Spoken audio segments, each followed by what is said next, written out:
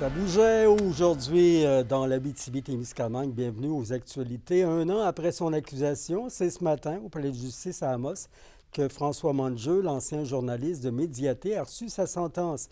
Qu'Emilia Laliberté raconte. Coupable d'agression sexuelle, l'accusé François Monjeu obtient une absolution conditionnelle avec une période de probation de 12 mois et des conditions visant à protéger la victime. Il faut rappeler qu'en novembre 2022, l'accusé a plaidé coupable d'un chef d'accusation réduit d'agression sexuelle.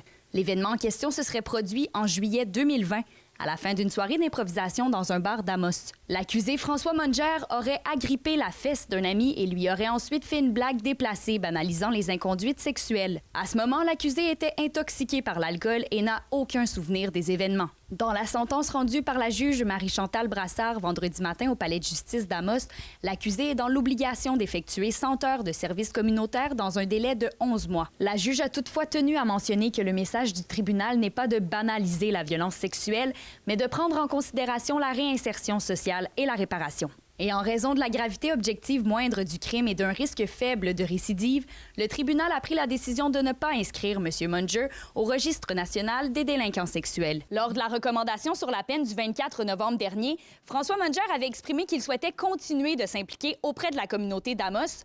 L'avocat de la défense et la procureure au dossier n'ont pas voulu nous accorder d'entrevue. Qu'Emilia Laliberté, RNC Nouvelles, à Amos. Et il y avait du monde à Rouyn-Noranda aujourd'hui. Dans plusieurs endroits de la région, une vingtaine d'autobus ont transporté des grévistes des quatre coins vers Rouyn-Noranda pour montrer leur solidarité de persister face au gouvernement Legault. Au total, presque 3000 personnes, vous les voyez, ont manifesté. Ceux qui ne pouvaient pas se déplacer à Rouyn-Noranda ont tenu des manifestations à plus petite échelle à Val-d'Or, Matagami et Malartic. Et les porte-paroles du Front commun, centrale des syndicats du Québec et de la Confédération des syndicats nationaux, la CSN exprime toujours beaucoup de frustration devant la lenteur des négociations. Qui veulent, oui, avoir de meilleures conditions d'exercice, de meilleures conditions salariales, mais également que le réseau de la santé et de l'éducation puisse là, finalement être redressé puis qu'on puisse offrir des services de qualité à la population. Il y a le rythme des négociations. Il faut savoir que on prétend être dans un blitz de négociation, mais ce qu'on comprend, c'est que même à certaines tables sectorielles, on ne négocie pas à temps plein. Nous, nos négociateurs, ils sont prêts à le faire 24 heures sur 24, 7 jours sur 7. Ça ne semble pas être le cas là, du côté patronal, donc ça, c'est un enjeu. Vous avez donné allègrement pour la 23e grande finale, la grande guignolée plutôt des médias dans la région, l'Abitibi-Témiscamingue qui bat de 30 000 $ le record de l'année passée avec 320 000 $. À Rouyn-Noranda, on a amassé 83 200 $. Dans la MRC de la Vallée-de-l'Or, 72 000 $. La MRC d'Abitibi-Ouest, 50 500 $. La MRC de Témiscamingue, près de 46 400 $. En Abitibi, 42 500 $ et des villes de Malartic et Témiscamingue ont amassé 22 631 $ et 2 621 $. Les gens sont quand même conscients que ceux qui sont qui sont plus dans le besoin, bien, ils sont encore plus dans le besoin qu'avant.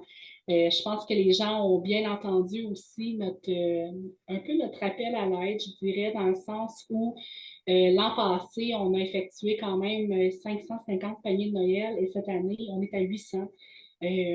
Donc, c'est vraiment important là, de continuer d'être généreux. Nous, ce qu'on disait, c'est normalement, si vous donniez 20 $, puis vous en donnez 10 cette année ou 5, bien, c'est correct, ça va compter quand même. Le Centre local de développement tenait aujourd'hui la 3e édition de l'événement à bras ouverts avec un brunch organisé. On parlait de pénurie de main-d'œuvre et d'immigration.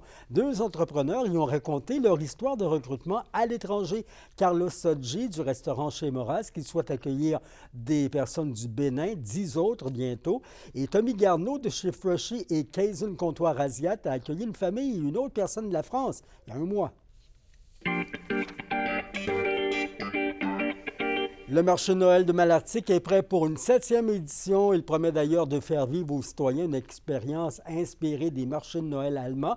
L'événement en plein air se déroule au marché public de Malartic. Ça a commencé à 17 h. Vous pouvez en profiter jusqu'à 21 h. 20 exposants s'y trouvent afin d'offrir aux visiteurs une panoplie de produits locaux faits à la main. Pour les plus petits et tout petits, le train du Père Noël va déambuler dans les rues de la ville.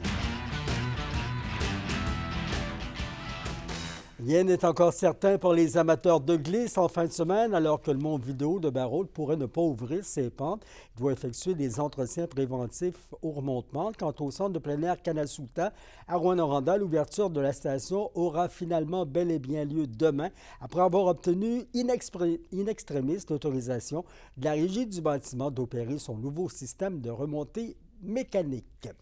Par ailleurs, avec la hausse de prix qui sévit dans un tas de secteurs ces derniers mois, les rabais sont bienvenus lors des activités sportives. Et c'est bon à savoir, l'organisme Manège Ski de l'Association des stations de ski du Québec offre le ski passe-partout. C'est un programme d'initiation au sport de glisse, mais aussi d'économie dans 75 stations au Québec, incluant les pentes de la région. On a eu la grande guignolée hier. On voit que de plus en plus de familles qui ont besoin de soutien. Il y a à l'Association des stations de ski du Québec des programmes qui existent pour atténuer les coûts de la pratique du ski. Et c'est intéressant. Entre autres, un programme, ça doit s'adresser pour les enfants, il s'appelle Passe-Partout. Parlez-moi de ce programme-là, Mme Cousson. Oui, bien, c'est un produit, dans le fond, qui existe, le ski passe-partout, depuis plus de 30 ans.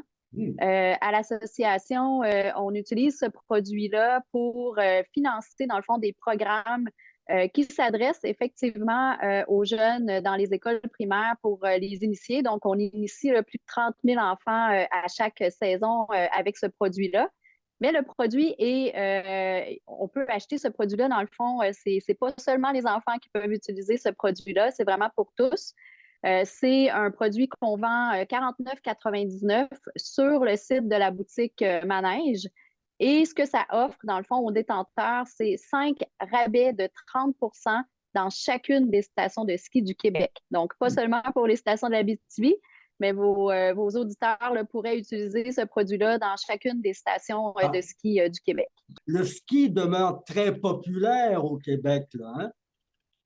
Oh oui, encore plus, évidemment, là, avec l'épisode de la pandémie, on a vu vraiment une abondance de gens qui ont décidé de choisir le ski pour profiter de l'hiver. Donc oui, on a à peu près 1,6 million de skieurs au Québec. L'année dernière, au niveau de l'achalandage, on a eu un record, 6,6 millions de jours ski. C'était vraiment la meilleure saison depuis les 16 dernières années.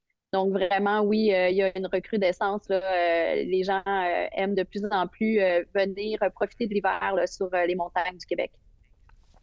Les Foreurs de Val-d'Or disputent 2 matchs sur la route en fin de semaine. Le Vert et Or est à Sherbrooke ce soir pour y affronter le Phoenix. C'est le premier affrontement entre les deux équipes cette saison. Demain, ils rendent visite à l'Armada de Blainville-Boisbriand. Du côté des Huskies de Rouyn-Noranda, ils affrontent l'Armada ce soir et Victoriaville demain. La Meute qui fait également un arrêt à Shawinigan dimanche pour affronter les Cataractes. Les deux formations sont ensuite de retour en région et croiseront le fer mercredi pour le 4e duel de la 117. Le redout prévu par Environnement Canada aura bel et bien lieu en fin de semaine. Prudence sous le verglas et les vents ce soir, minimum de -1 à +2. La bruine verglaçante qui tombera aussi demain avec les vents en rafale à 40 km/h, maximum à 5 degrés. Dimanche, de la pluie ou de la neige avec 3 degrés. Le mercure qui doit revenir à -9 lundi. C'était vos infos régionales. On surveille lundi une histoire fort difficile. Un gars de 29 ans de Rouyn-Noranda qui fait face à 12 chefs d'accusation d'agression sexuelle sur 4 enfants. Ça va se passer à Lassar. D'ici là, passez un bon week-end, mes amis. Soyez bien sûr prudents sur les routes dans vos déplacements et amusez-vous. La vie est courte.